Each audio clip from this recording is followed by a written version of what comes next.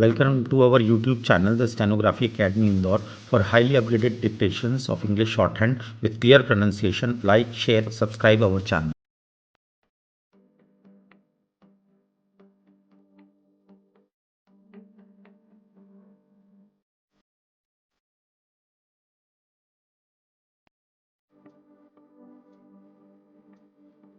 Transcription number 47, Kailash Chandra, 80 words per minute. Kindly be ready, you have 5 seconds left.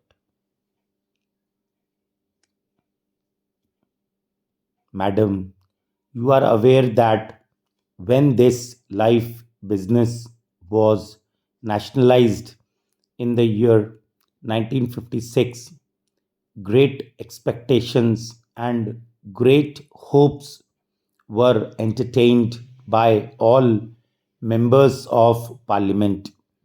In the statement of objects and reasons relating to that measure, the finance minister stated that nationalization was necessary and even imperative to achieve the broad objectives of increasing insurance business, to take it to larger areas, including the rural areas, and to give greater returns to policy holder. We have to see after these few years of the working of this organization how far we have achieved these great objectives. In the past, also, we may remember that many criticisms have been made in regard to the working of this organization. Even the estimates committee has gone into this question and examined in detail the various aspects of the working of this organization. That committee has made certain recommendations.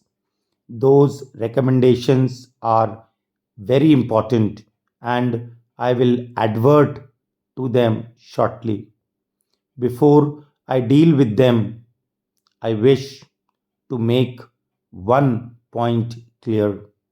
In spite of the various criticisms and in spite of the various comments made in the House, in the press, and also through various organizations, the working of this organization has not been improved very much. The report which we are discussing today relates to the year 1966.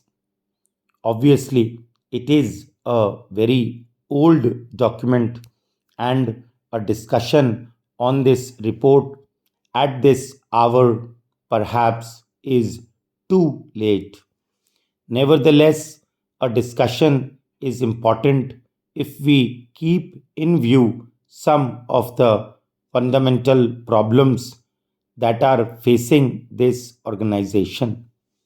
This report was submitted in November 1961, that is to say, some 9 months after the period of the working of this organization. I do not know why there should be such inordinate delay in submitting reports. The report, madam, deals with various aspects. It does not bring out many things which ought to be properly brought out in a report of this kind. And while reading this report, I was not able to make out the working of this organization and to get a proper understanding of it. For that purpose, I have to depend upon other reports and other opinions expressed by various organizations in this country, and thereby I have to gather information. That is why I have to suggest that the report should be comprehensive. I would refer to some of the important problems confronting this organization. The most important among them, in my opinion, is the organizational setup. You remember when this matter came up for discussion in both houses of parliament at the time of the nationalization of this life business. Suggestions were made by certain members.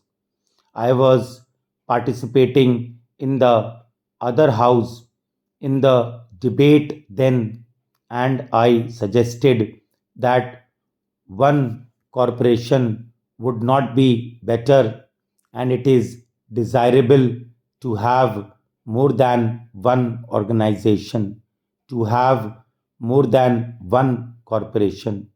I suggested this, and a good many members of my party made this suggestion because they thought that there should be some sort of comparative standards to measure the efficiency and performance of this organization. Without such comparative standards to measure the efficiency and the work of this organization, it would be difficult to judge either the efficiency of the organization or the improvement or progress made by the organization.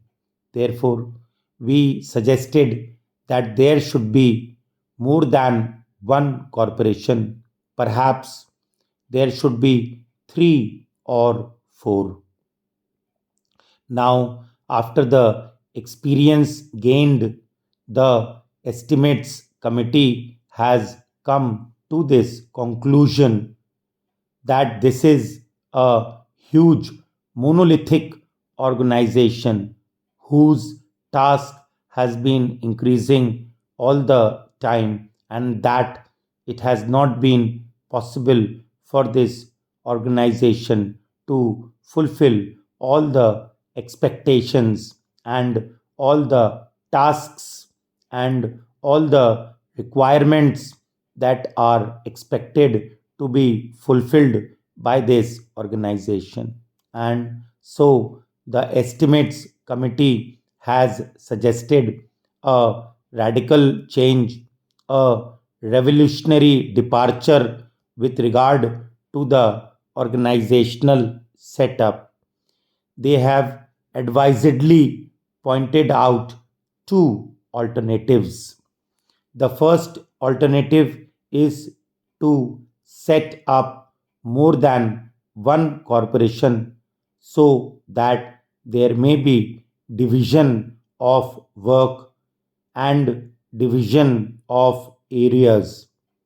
There may also be healthy competition between the corporations so that the country and the people may know which corporation is doing better and which is not doing better.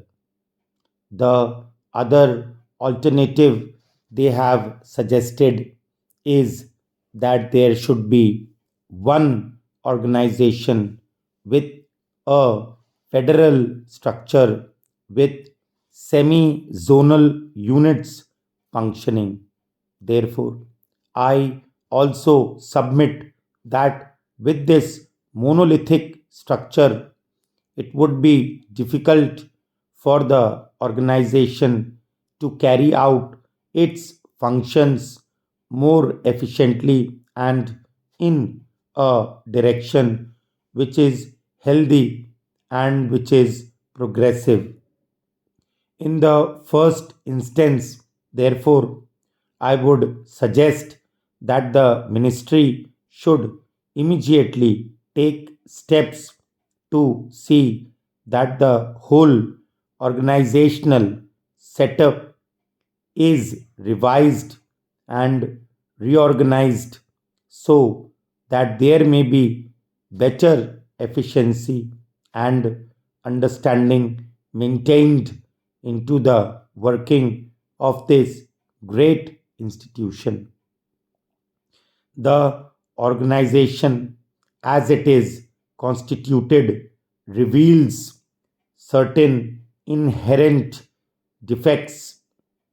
The main office is managed by a large number of officials.